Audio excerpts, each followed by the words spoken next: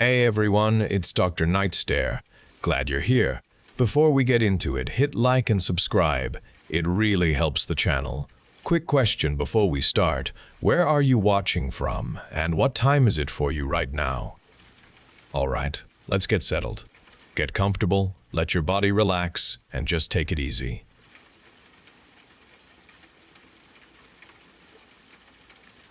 I am disappearing now. My body feels like it is unweaving itself strand by strand, and my spirit stretches thin, about to vanish completely.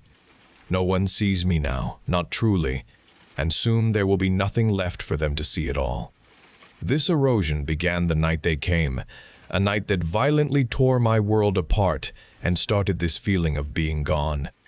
It was a Tuesday night, I remember the precise date, and I had just fallen asleep in my own bed when the sound of shattering glass ripped through the house. My eyes snapped open instantly, fear gripping my chest, and I heard heavy boots stomping down the hallway towards my room. The door crashed inward with a splintering sound, and 3 large men stood there, their faces hidden by dark masks, their movements swift and practiced. One of them moved quickly to my bedside, a cloth pressed against my mouth and nose before I could even scream. A sweet chemical smell filled my head, burning my nostrils, and the room spun, then darkened. I woke to darkness, my head throbbing with a dull ache and the sensation of being jostled violently. My hands were bound tightly behind my back, and my mouth was gagged with a harsh cloth. The air was cold, biting, carrying the stale smell of diesel and damp metal. I lay on the floor of what felt like a truck bed, moving fast, the vibrations rattling through my bones. I heard no voices, only the engine's roar and the tires squeal against the road.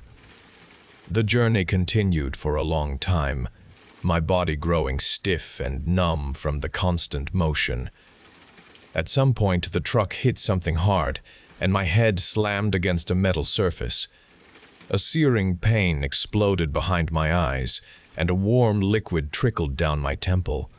I must have lost consciousness again, for the next thing I knew, I was lying on a cold, hard surface, no longer moving. My head still pulsed with pain, but a new terror gripped me. Bright lights glared down from above, blinding me, and the air carried a sterile chemical scent. My vision cleared to reveal an operating table beneath me, my limbs secured with straps. Around me, glinting under the harsh lights, lay an array of surgical tools, scalpels, clamps, saws, and needles, all arranged with precision. The figures around me wore medical scrubs, their faces obscured by surgical masks and caps, and they moved with a purposeful intention.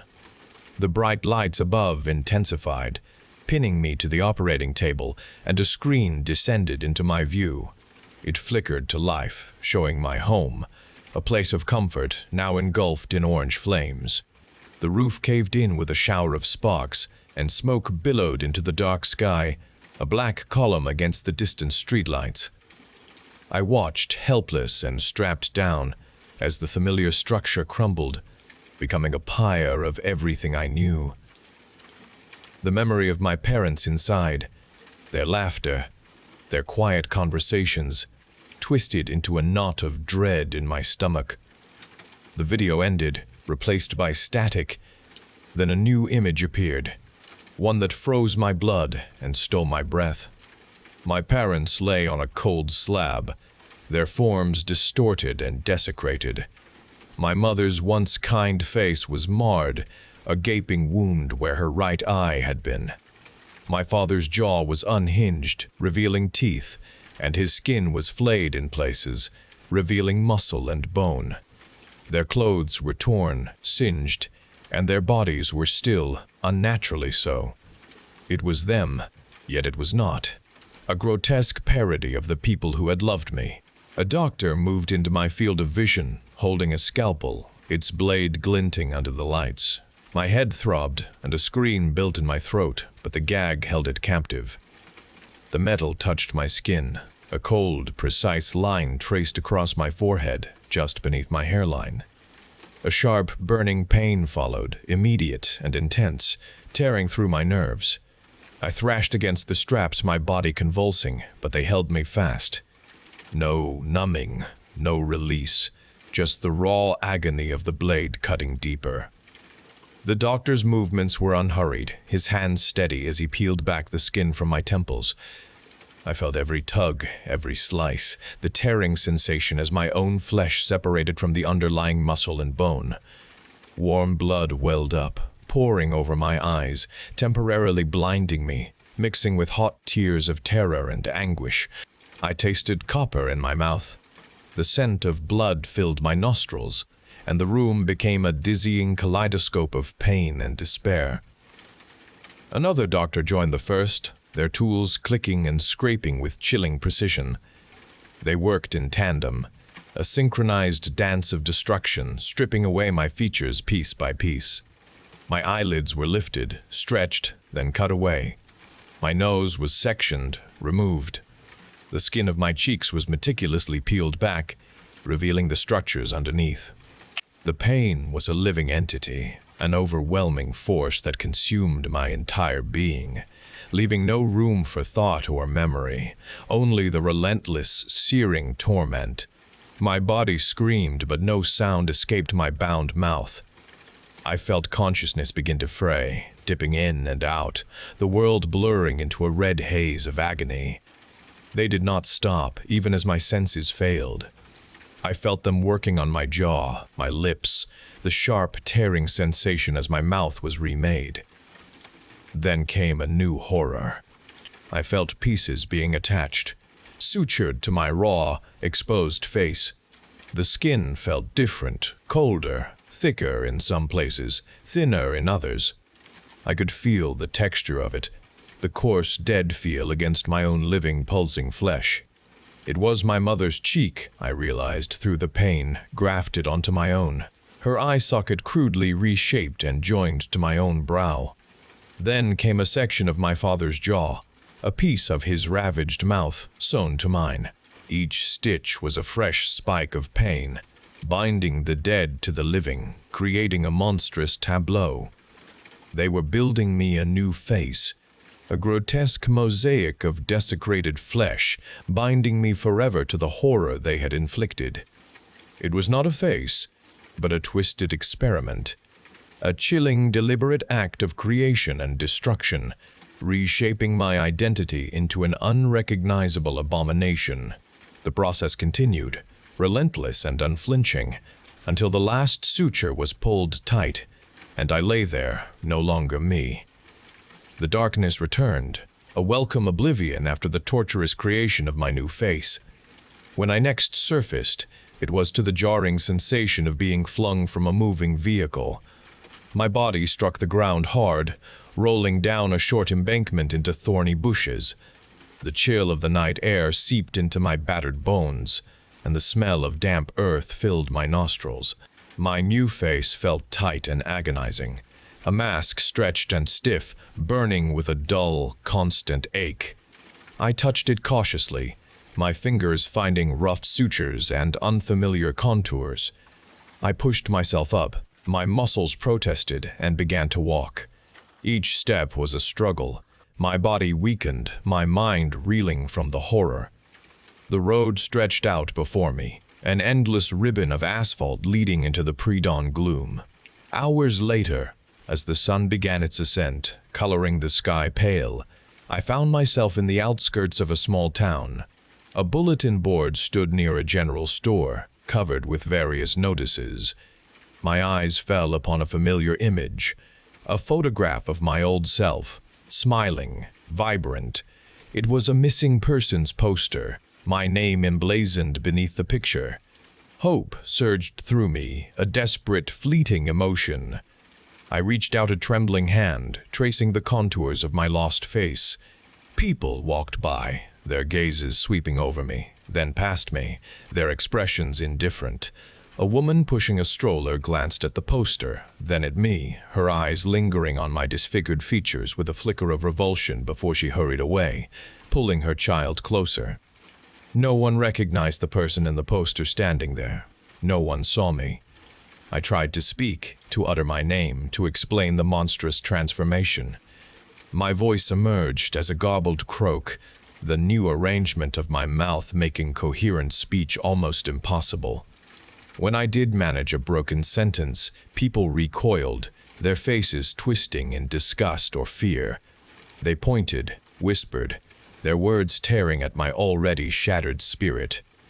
"Look at that face," one man muttered. "She's out of her mind." Another called for help, not for me, but to protect others from my presence. A police officer arrived, his gaze assessing, suspicious. He questioned me, his clipped, impatient words met with blank stares, then pity, then a chilling certainty in his eyes. He wrote something on a pad, his pen scratched loudly. I was taken away, confined within stark white walls. The doctors here wore different uniforms, their expressions practiced pity. They spoke of delusions, trauma-induced psychosis, a break from reality. My pleas were interpreted as symptoms, my struggles as evidence of my madness. My new face, that grotesque mosaic of flesh, was no longer a secret horror, but a visible, undeniable affliction. It was a permanent, agonizing mask, a constant reminder of what had been taken and what had been done, burning with an incessant ache, drawing stares and whispers. I exist here now, a trapped presence behind this monstrous facade. Each day blurred, defined by clattering trays, soft padding of nurses' shoes, and the crushing weight of anonymity. Yet, in the darkest corners of my mind, a fragile hope persists. I cling to the desperate hope that one day someone will look past this reconstructed horror, past the diagnosis, and truly see the person I once was, screaming beneath this skin, waiting to be believed, waiting to be found.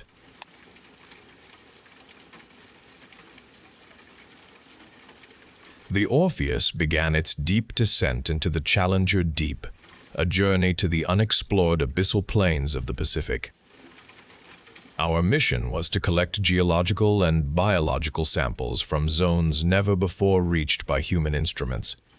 The pressure outside mounted steadily, an invisible, crushing force against the advanced hull of our submarine. Inside, the air recyclers maintained a constant atmosphere, a small bubble of human life venturing into truly alien depths. We were a crew of 9, each specialist confident in their role, prepared for the immense challenges of deep ocean exploration. Captain Varga sat forward, eyes fixed on the forward viewport, a veteran of countless dives. His presence provided steadiness. Dr. Chen, our lead biologist, prepared her sampling equipment, a quiet excitement evident in her movements. I monitored the long-range sonar and environmental sensors. As we passed the 8,000-meter mark, the external cameras began to capture images of marine life unlike anything catalogued. Bioluminescent organisms pulsed with colors that defied known spectrums, drifting past the viewports, each a point of light. We saw creatures with multiple sets of eyes, some on stalks, some glowing with an internal light. Their forms were fluid, their movements economical, perfectly adapted to the crushing darkness and immense cold. Dr. Chen recorded every detail, her voice a rapid commentary into her console microphone, cataloging species that would rewrite textbooks. One creature, a colossal gelatinous form, drifted slowly, its translucent body shifting with internal light. It was several times the size of any known deep-sea invertebrate. Its presence caused a brief collective intake of breath from the crew. Hours into our descent, well below 10,000 meters, a new sensation permeated the Orpheus. A distinct, rhythmic tapping began against the port side of the hull. It was not random noise from the abyssal currents or shifting rock. It was a clear, deliberate pattern, 3 short, 1 long, 3 short, 1 long, repeated regularly. My eyes went to the internal pressure gauges, then to the external cameras, but nothing was visible. The tapping did not register on the external hydrophones, only directly through the structure of the hull. Captain Varga straightened in his command chair. "Source?" Captain Varga asked, his voice low and firm. I checked my instruments again. "Captain, the structural sensors indicate direct contact, but no external acoustic signature. Nothing visible on the cameras."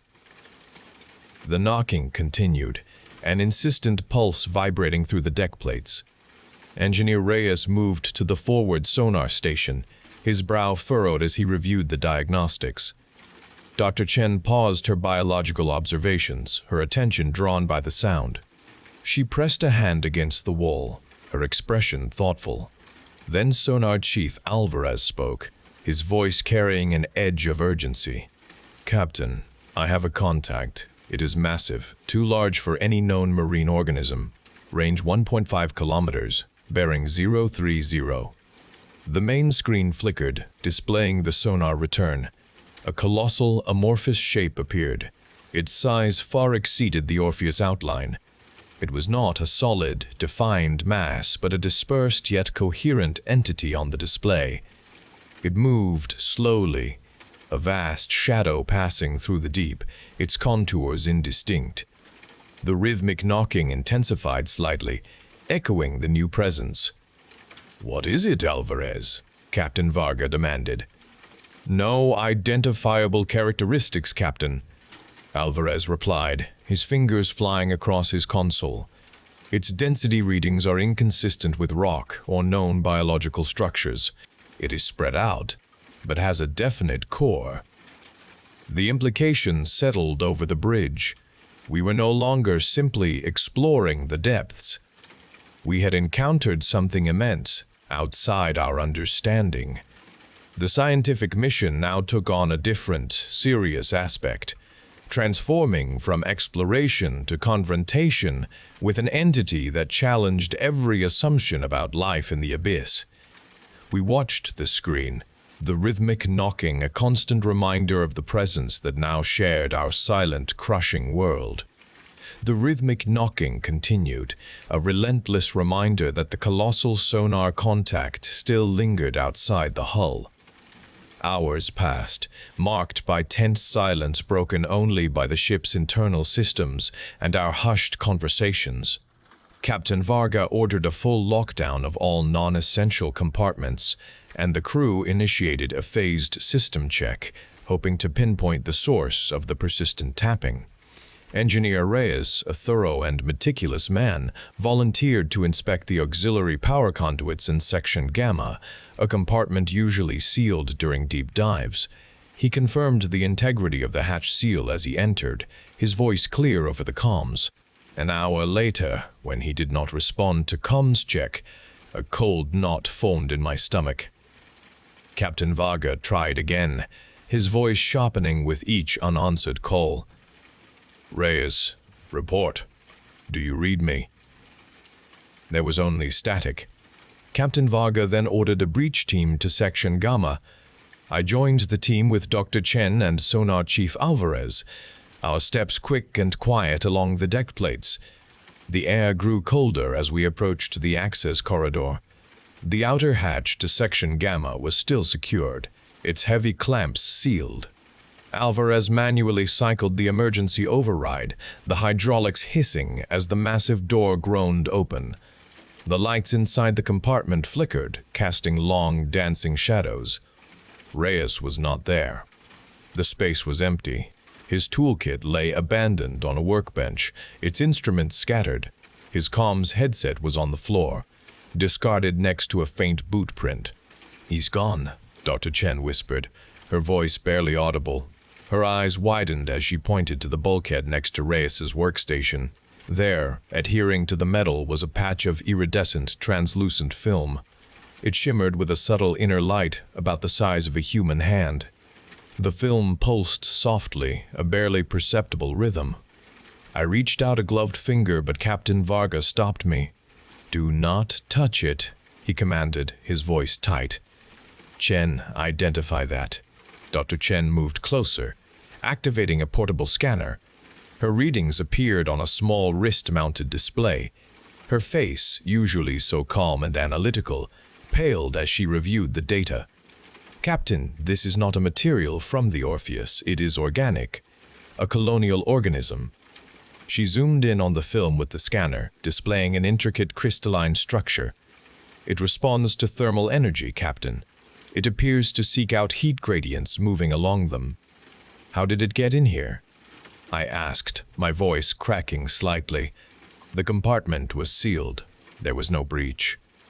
Dr. Chen looked up, her gaze sweeping over the intricate network of pipes and conduits crisscrossing the compartment. "It moves through contact, Captain, not by breaching the hull externally. It travels through energy fields, through electrical pathways and thermal convection currents. It is inside the ship. It has been inside the ship." Her last words hung in the air, heavy with unspoken dread. The realization hit us all with crushing force. Reyes had not simply vanished from a sealed room. He had been taken by something that could move through the very structure of our submarine, something that was already a part of our isolated world. The rhythmic knocking from outside no longer felt like a distant threat, but a prelude. The genuine threat was now here, within our walls. The illusion of safety shattered. My breath hitched in my throat. I glanced at Alvarez and Varga, their faces drawn and etched with a new, terrifying comprehension. We were trapped in a metal coffin, miles beneath the surface, and the Predator was already on board, indistinguishable from the ship's internal systems. There was nowhere left to hide. The rhythmic knocking, once a distant echo, now originated from within the Orpheus. It came from the bulkhead behind my station, then from the deck plates beneath my feet, then from the ceiling panels above. The sound vibrated through the very structure of the submarine, a constant, insistent pulse that burrowed into our bones. With this internal knocking came a pervasive harmonic hum, a low-frequency resonance that infiltrated every compartment. It felt less like a sound and more like a pressure against my eardrums, a deep throb that blurred the edges of my vision. Our thoughts became a struggle, fragmented and difficult to hold. Conversations faltered as words evaporated from our minds. We found ourselves staring blankly at consoles, struggling to recall simple procedures, our hands often pausing mid-air. The ship's internal temperature also began to climb, an oppressive warmth adding to the growing disorientation. Sonar Chief Alvarez, usually precise and alert, began to exhibit disturbing symptoms. His movements grew erratic, his fingers fumbling over his console. He spoke less, often retreating into himself, his eyes unfocused, as if listening to something only he could hear. His posture became rigid, his shoulders hunched forward. One cycle, as I reviewed external sensor logs, Alvarez began to speak. His words formed a guttural cadence, clicking sounds interspersed with tones. These tones were elongated and drawn out, mirroring the pervasive resonance filling the Orpheus. His face was slack, his gaze distant, and a strange smile touched his lips. Captain Varga called his name, but Alvarez did not respond, instead continuing his alien monologue, his voice rising and falling with the ship's internal vibration. He reached out to touch the console screen, his fingers tracing patterns that were not there. The Orpheus shuddered then, a violent tremor shaking us in our seats. The primary lights dimmed to an emergency glow, casting long shadows across the control room. Alarm klaxons blared before dying out completely, leaving only the internal knocking and the pervasive sound. "Power systems are failing," Dr. Chen shouted, her voice strained. "Auxiliary systems are offline. Life support is stable but at minimum output. The air is thinning." I scanned my own diagnostics, a cold dread tightening my chest. The forward thrusters were unresponsive, our ability to maneuver gone. Main ballast pumps were seizing. We were losing all control over the ship's movement. The Orpheus began a slow, uncontrolled descent, deeper into the abyss. "Captain, we cannot ascend. I reported, my voice hollow. Engines are unresponsive. Ballast tanks are venting erratically. We are trapped at this depth, falling further. Captain Varga, his face grim, rose from his command chair. He looked at each of us, his gaze unwavering, and I saw a flicker of the old resolve return to the remaining crew members. "Our primary mission has changed," he stated, his voice cutting through the pervasive sound. "Escape is no longer an option.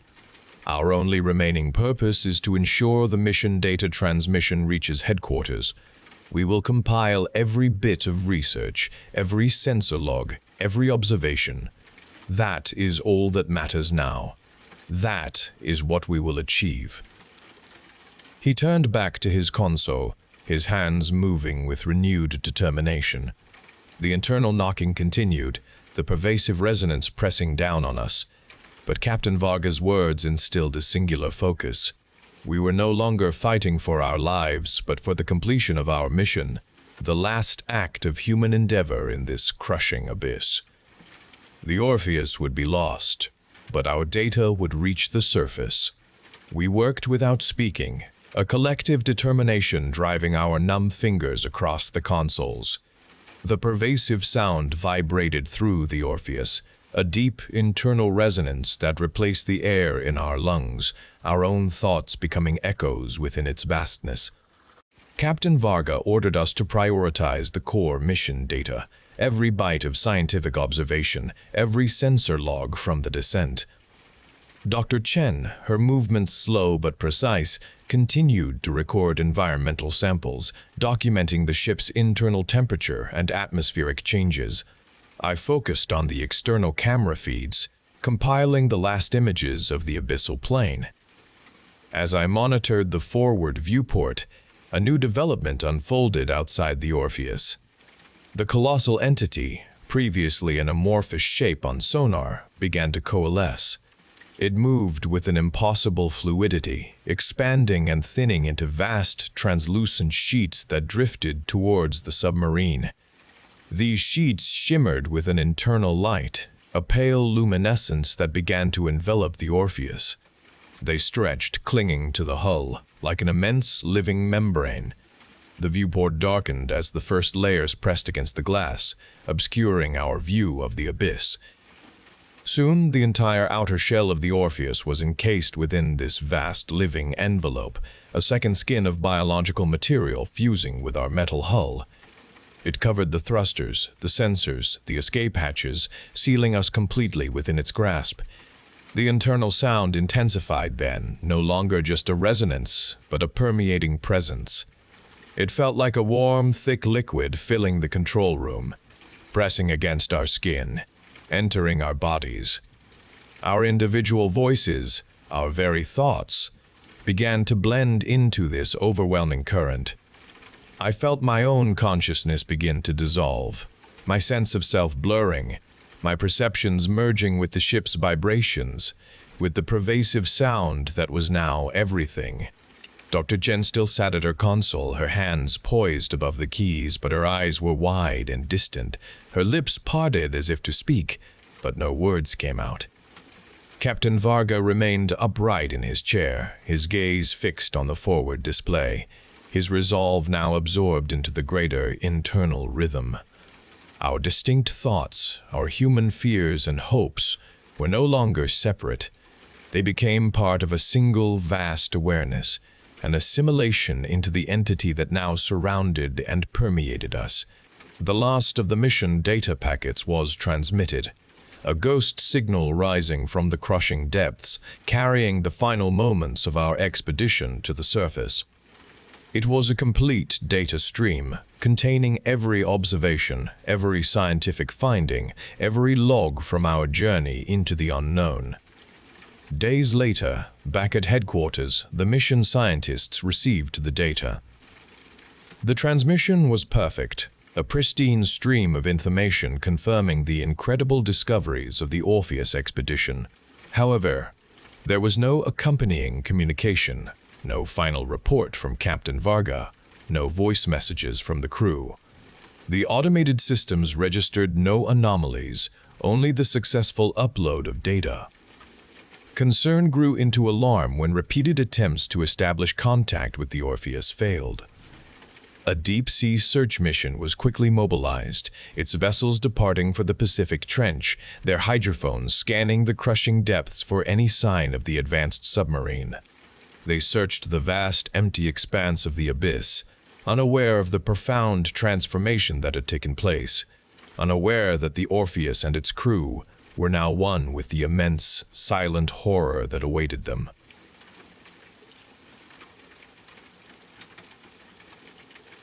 The notification popped up.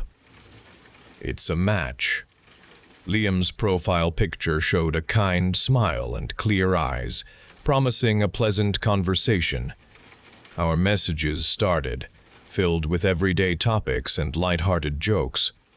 He seemed genuinely interested, asking about my day and sharing details about his work, creating a comfortable rhythm to our communication. I felt a growing ease with him, even though we had only exchanged texts. After a few days of chatting, I suggested a quick video call, wanting to put a face to the words we shared. He replied, saying his internet was unreliable at his friend's cabin, promising to call when he was back in the city. The excuse felt plausible, and I accepted it, continuing our text conversations with undiminished enthusiasm. A week passed with more texts, and I tried again, proposing a brief chat on camera. This time he mentioned a work deadline, needing to focus without distractions.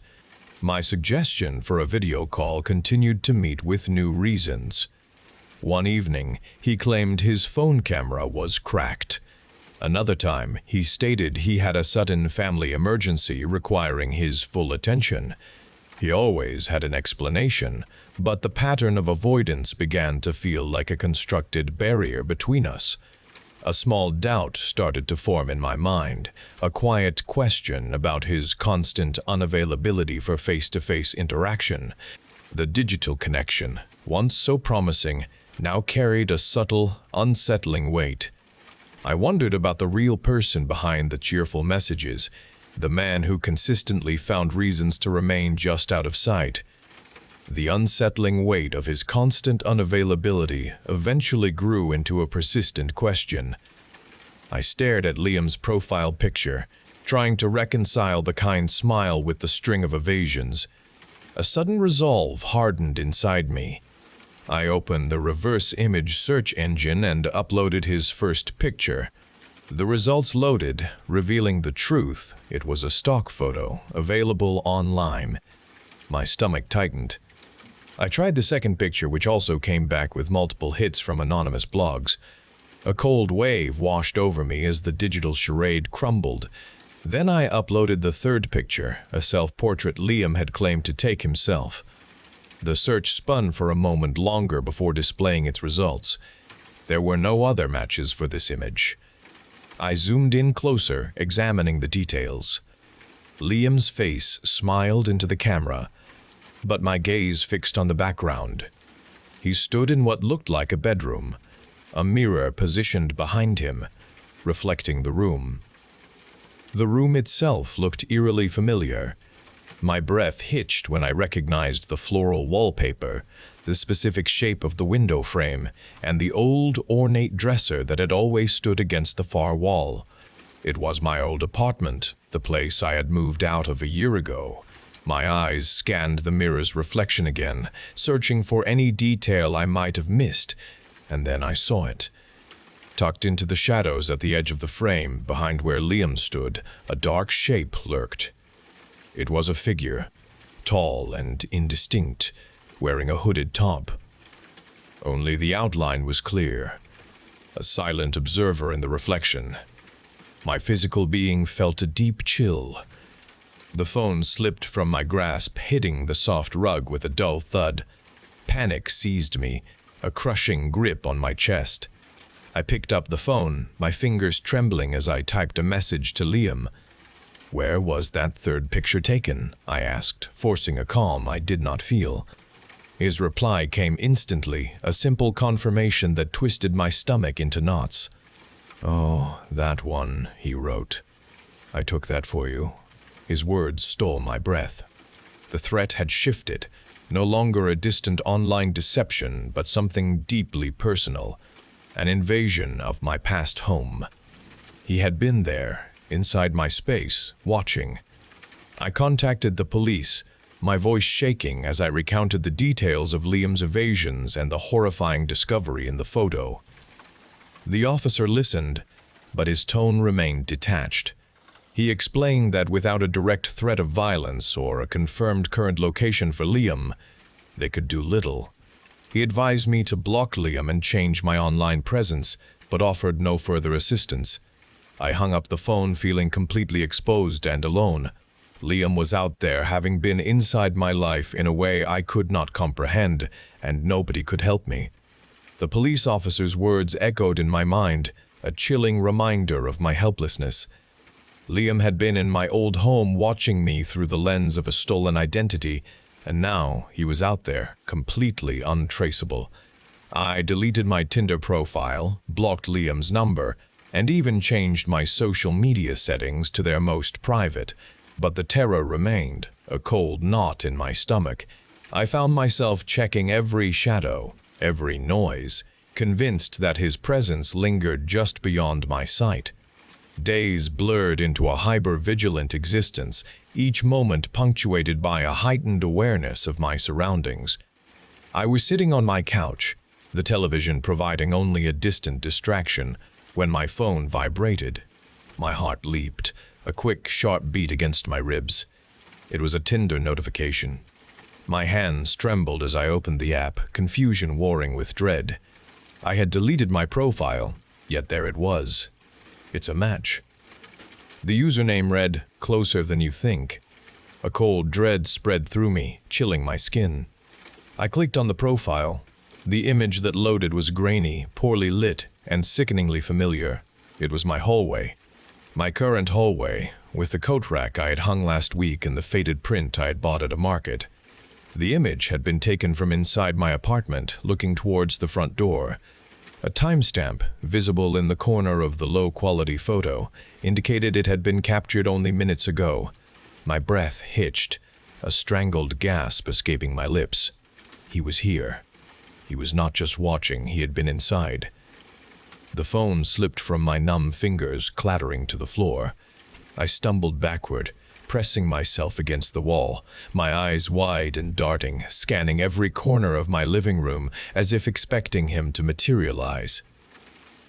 I dialed the police again, my voice a frantic whisper as I relayed the new, horrifying information. This time, their response was immediate. Officers arrived swiftly, their faces grim as they processed my apartment. They moved with careful precision, examining every window and door, searching for any sign of forced entry. Nothing.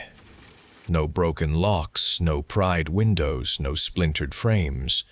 One of the officers knelt by the front door, his flashlight beam sweeping across the welcome mat. "Here," he said, his voice quiet. My gaze followed the light. There, faintly imprinted on the mat and just beyond, leading away from the apartment, were muddy footprints. They were small, almost delicate, but undeniably there. They marked a path where no mud should have been, a track of dirt brought in from outside and then carried back out. The officer confirmed there was no sign of a break-in.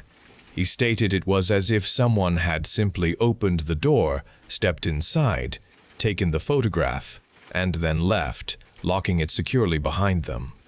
The implications were a crushing weight. He could enter my home without a trace, without an alarm, making my walls feel like paper and my locks like mere suggestions. The insidiousness of his presence tightened around me, a silent, pervasive grip that turned my own home into a terrifying, permeable space. The next day, I left that apartment behind. I moved into a new building miles away, securing new locks and changing my phone number. Every dating app and social media profile was deleted. I severed all digital ties, creating a clean slate for myself. Months passed. I had established a new routine, believing the distance and new protections had finally broken the connection. Then, one Tuesday evening, my phone vibrated, resting on the bedside table. My breath caught in my throat. It was a Tinder notification. The app should not have existed on my phone, nor should any account be active. The screen displayed the same message, new match, and the username glowed with a chilling familiarity. I'm still here. My hands began to shake. I had checked my phone 1,000 times after deleting the app, and it had never appeared again until now. I did not open the message. I did not need to see a photo or read any words beyond that username. The knowledge settled deep inside me. He was still out there, maintaining his connection despite every attempt to break it. His presence was a silent acknowledgement, a constant, chilling awareness that my life remained observed. I placed the phone back down. The screen eventually darkened, but the message remained a fixed point in my mind. The knowledge of his presence would continue, a chilling constant in my existence.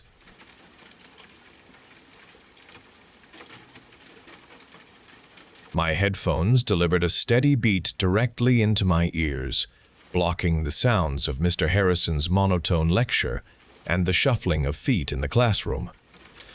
I stared at my textbook, the calculus problems blurring into meaningless symbols, and focused on the music.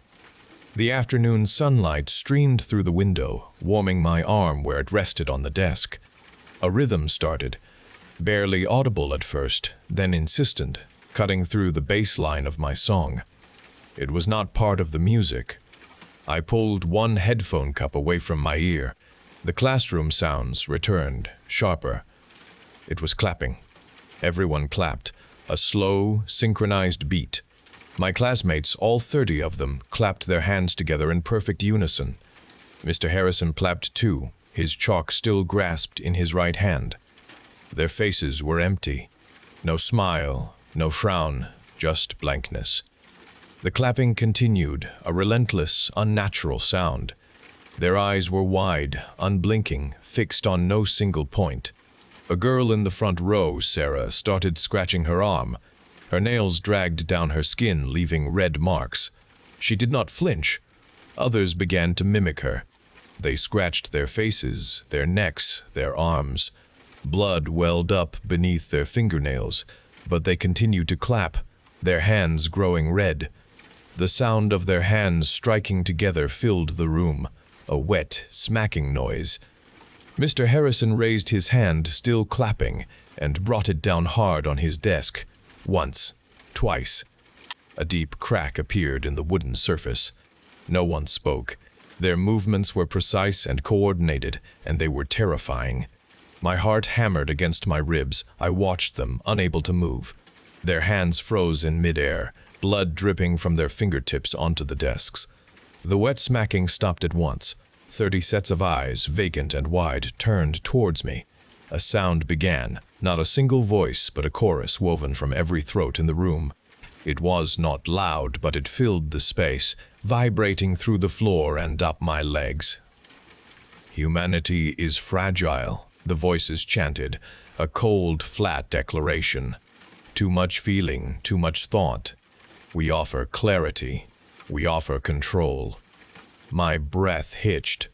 The terror deepened, twisting my stomach. This was an invasion, a complete takeover. Reuben sat 3 rows in front of me, his head drooping.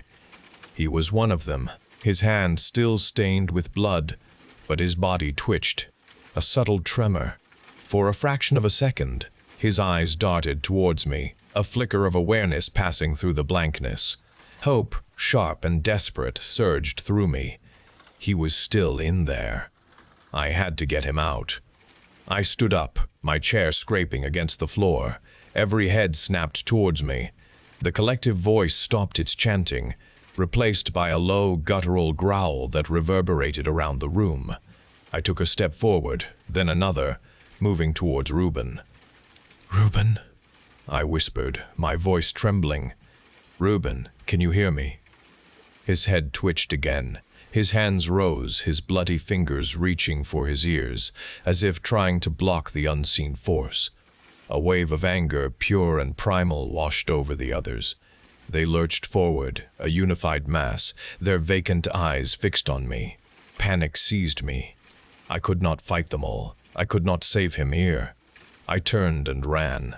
I ripped open the classroom door, slamming it against the wall, and sprinted down the deserted hallway.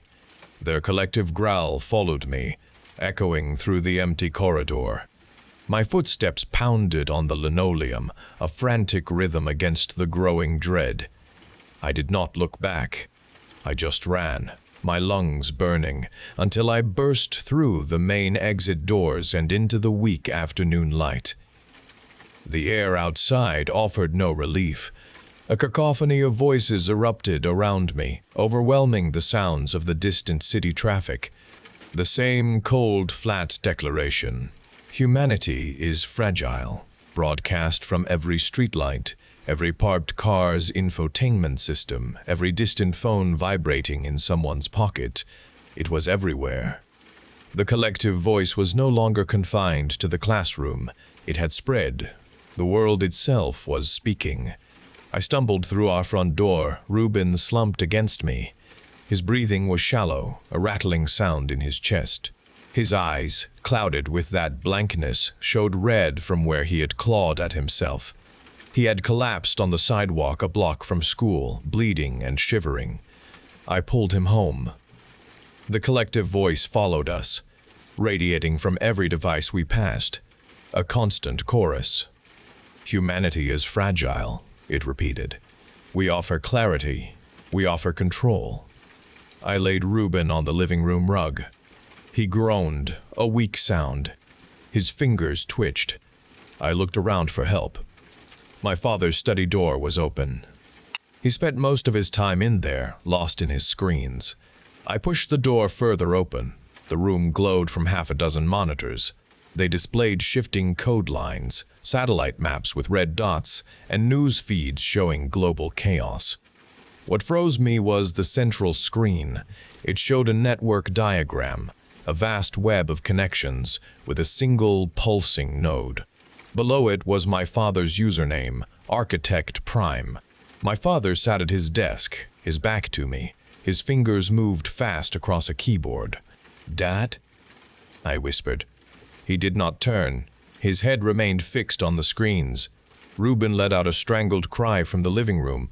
It was a sound of agony. My father's fingers paused. He leaned closer to the monitor. The red dots on the global map brightened, expanding. "It's working," my father murmured, his voice filled with satisfaction. "The dissemination is complete. Soon no mind will be untouched, no will unbroken." I stepped into the room. "What have you done?"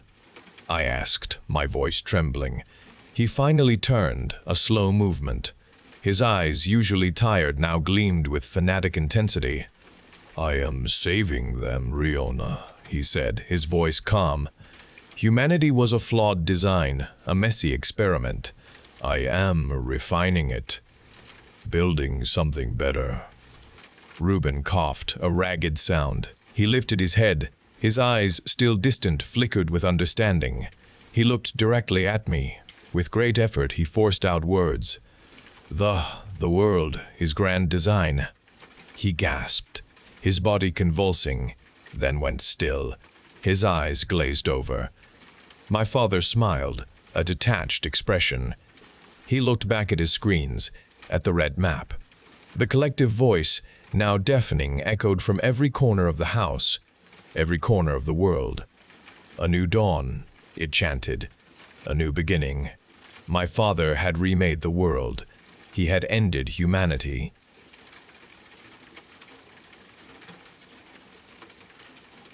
I was enjoying my pasta and a glass of wine with Tony when an agonizing pain exploded in my stomach. I gasped, dropping my fork onto the plate with a clatter. The pain intensified, a searing agony that made me double over and clutch my abdomen. A raw scream tore from my throat. Tony's face went white and he jumped up, knocking over his chair. He shouted my name, his voice filled with terror. The apartment door burst open and our neighbors rushed in, drawn by my screams. Tony was already pulling me towards the door, desperate to get me help. The world tilted and blurred as they carried me, the pain consuming everything until I lost consciousness in the darkness. I woke slowly to an absence of pain, a profound peace settling over me. Tony was smiling down, his hand warm in mine, and the morning sun streamed through a large window. This was our home, a beautiful house filled with soft light and quiet joy. Every day was a blessing, a gentle unfolding of happiness. We spent our mornings drinking coffee on the wide porch, planning our perfect days. Our love deepened with each passing season, a steady, warm current between us. We married in a small ceremony under an old oak tree, our vows spoken with certainty. Then came the children, a boy and a girl, filling our home with laughter and tiny footsteps. Their innocent faces brought a new kind of joy, a constant reminder of our perfect life together. Years flowed by, each one richer than the last. Everything felt real, utterly complete and beautiful. The perfect dream abruptly ended with a jarring lurch. My eyes snapped open, a harsh light piercing through the sterile white of a room I did not know. The steady sound of machines filled the cold air with its rhythm.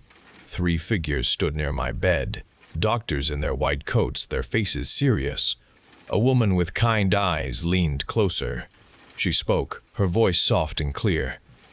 "You are awake. You have been in an induced coma for 6 weeks."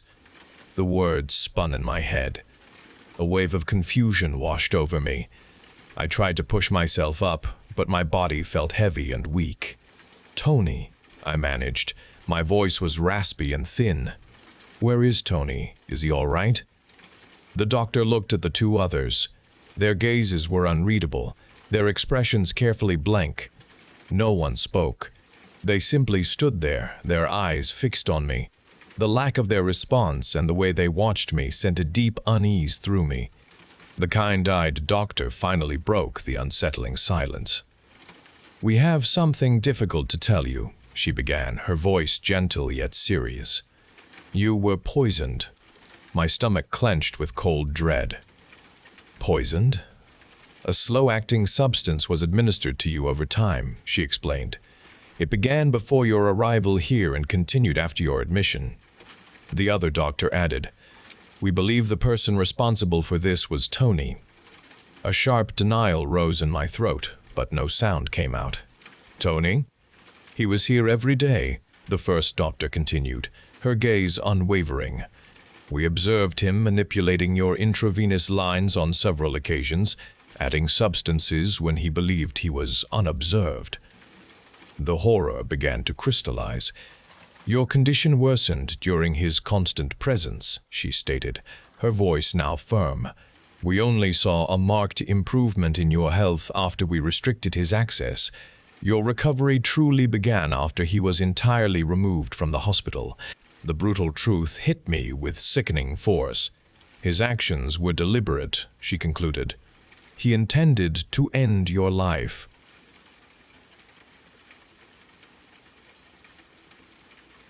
I lifted my glass, clinking it against Maya's, celebrating the end of exams and the promise of summer. The pub was crowded with familiar faces, fellow graduates from St. Augustine's, all of us enjoying the freedom of finality. Laughter filled the room, a loud sound in the evening air. But through the joyful noise, a different mood began to spread.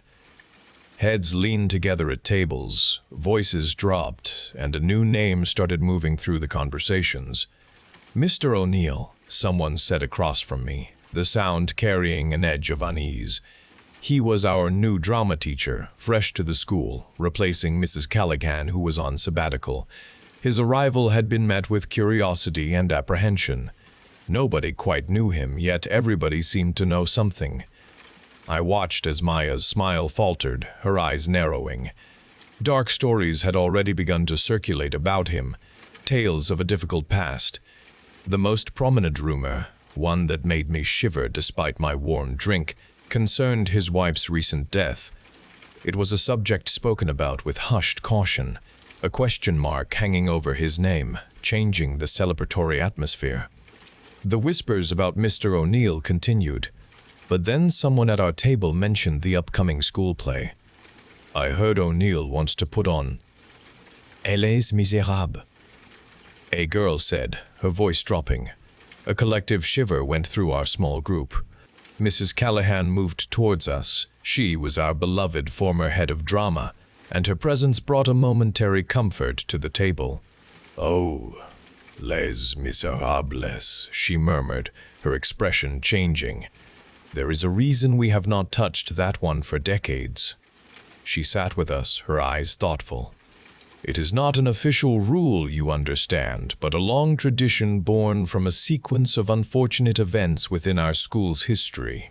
In 1970, during rehearsals for Les Miserables, our lead actor, a brilliant student, fell from the barricade set.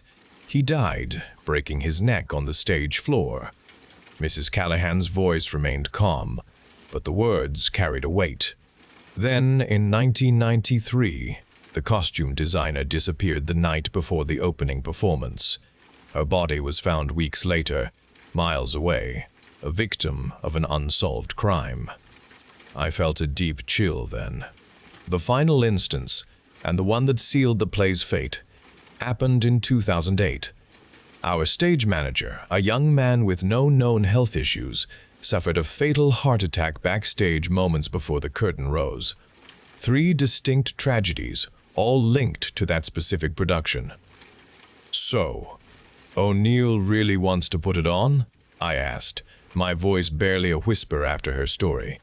Maya nodded, her face pale. "He told us in class." Mrs. Callahan watched us, her gaze calm, almost detached. "Yes, I heard that too," she said. "It is why I decided to look deeper into those events. 3 distinct tragedies, but I found they were linked by something more than just the play itself." She leaned forward, her eyes meeting mine. "The lead actor, the one who fell from the barricade," she continued, "was a troubled boy.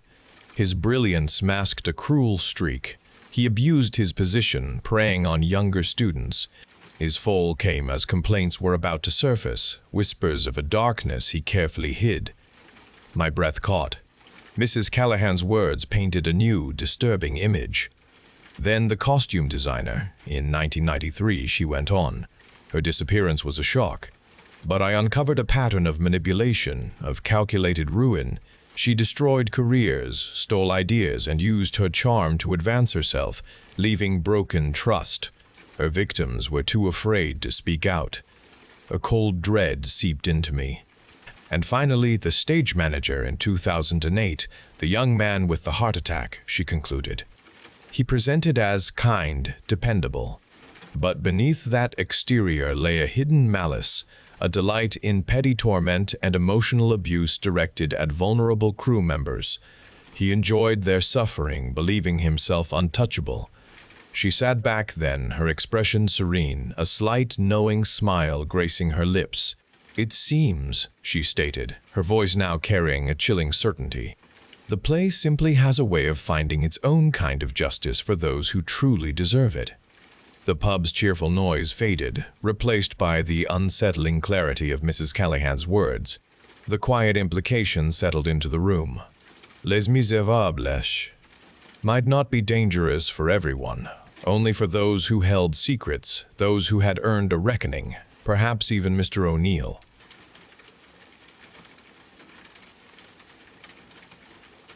The relentless wail of sirens ripped through the morning, pulling me from sleep. I looked out my window and saw the flashing blue and red lights spill over Temple Terrace, giving the familiar houses an unnatural, urgent tremor. Neighbors stepped from their doorways, their faces still and uncomprehending as they watched the activity. Yellow tape already marked a wide perimeter at the street's far end, near Mrs. Henderson's prize-winning rose bushes. Police vehicles and ambulances lined the curb, their presence a stark, intrusive block against the usual morning calm. Emergency personnel moved with a focused, almost hushed urgency, avoiding eye contact with the gathering residents. I watched paramedics covering shapes on the ground, their movements precise and practiced. A cold knot formed deep inside my stomach, tightening with each passing moment. My phone vibrated then, pulling my attention from the street. A notification showed a new message in the neighborhood chat group. Has anyone seen the reports? Temblay Terrace. It's happening again. Another strangering. The word itself felt sharp and wrong, an echo of something unknown and deeply disturbing. Links started appearing in the chat, compiling videos uploaded by an anonymous user called Watcher Zero. These clips showed distant, shaky footage from other towns, always ending abruptly. The term strangering was not explained, only circulated. A new, unsettling label for an incomprehensible violence that had come to our street. My house had offered comfort. Now I felt trapped inside. The sounds outside, the distant sirens that had just passed, seemed to press against the windows. I sat in my armchair, the tablet screen a source of terror and morbid fascination, the only thing connecting me to the world beyond these walls. I was a lonely widower. Eleanor had passed 3 years ago, leaving me with hollow routines and empty spaces. I used to tend her garden or read in the quiet living room. Now the screen's glow was my constant companion, illuminating the deepening lines of worry on my face. The strangering videos were everywhere.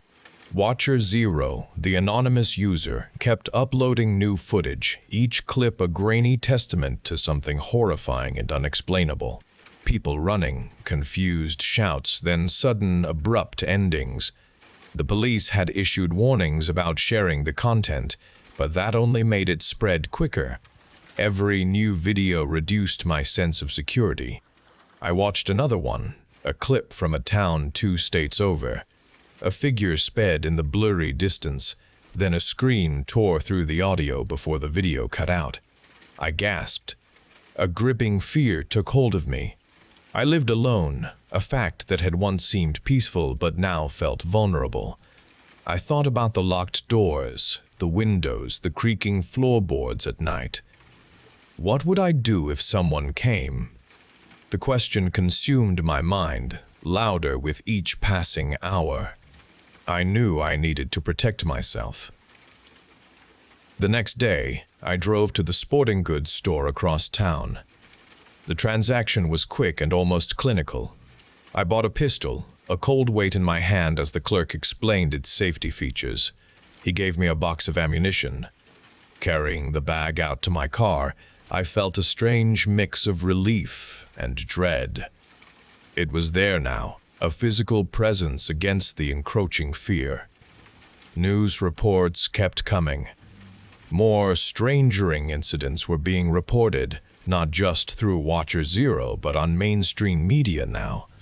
The authorities were actively trying to identify and locate the content creator, stating the videos were exacerbating public panic. They called the acts incomprehensible. They showed a map with red dots spreading across the country. Each dot represented a place where someone had fallen victim. My dot was now on that map at Temblay Terrace, my street. I went home and checked the gun, loading the magazine. The metallic click, a stark sound in my quiet house. I placed it in the drawer beside my bed, waiting for whatever might come. No comfort came from this, only a deeper resolve. The house felt like a cage, every shadow a potential threat. My hand trembled as I loaded the gun again, the metal cold and unforgiving against my palm. Each creak of the floorboards, every rustle of leaves outside, became an omen. I sat in the darkened living room, the television a muted distraction, but my ears strained for something else. I imagined faces, distorted and malicious, peering through the window. Sleep had become a distant memory, replaced by a constant churning dread that tightened my chest. Then I heard it. A guttural scream ripped through the night, close enough to make me jump. It was not a distant sound. It came from Mrs. Rodriguez's house next door. Another scream followed, shriller this time, filled with pain and terror. My blood ran cold. This was it. The strangering had finally arrived at my doorstep. My breath hitched. I grabbed the pistol from the drawer and crept toward the living room window, my heart hammering against my ribs. Through the gap in the curtains, I saw a figure burst from Mrs. Rodriguez's back door, running at full speed across her yard. The figure moved with unnatural haste. It was small, but its movements were erratic and frenzied. It was heading straight for my house. My mind screamed stranger. I raised the gun. The porch light illuminated the approaching threat for a fraction of a second.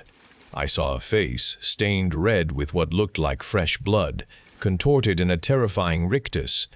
It was moving fast, too fast, its mouth open in a soundless scream. There was no time to think. It was coming for me. It was one of them. My finger squeezed the trigger. The shot echoed, deafening, tearing through the quiet night.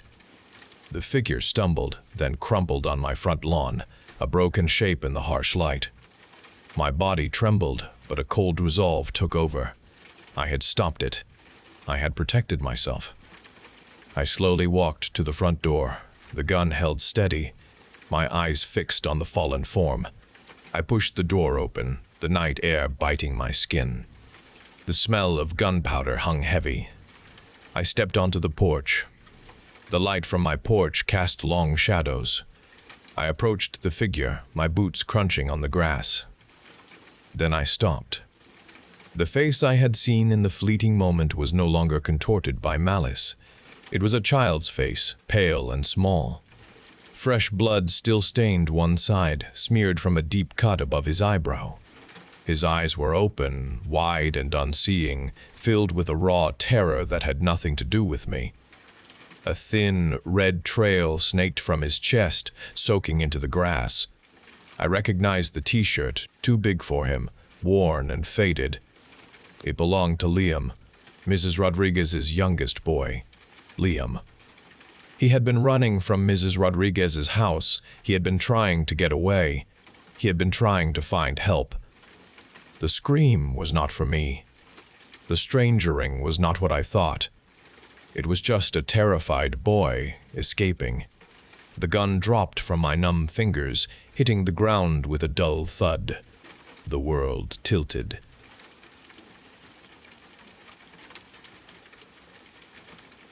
My new job as a maintenance guy at the old building meant my phone was always in my hand, open to WhatsApp.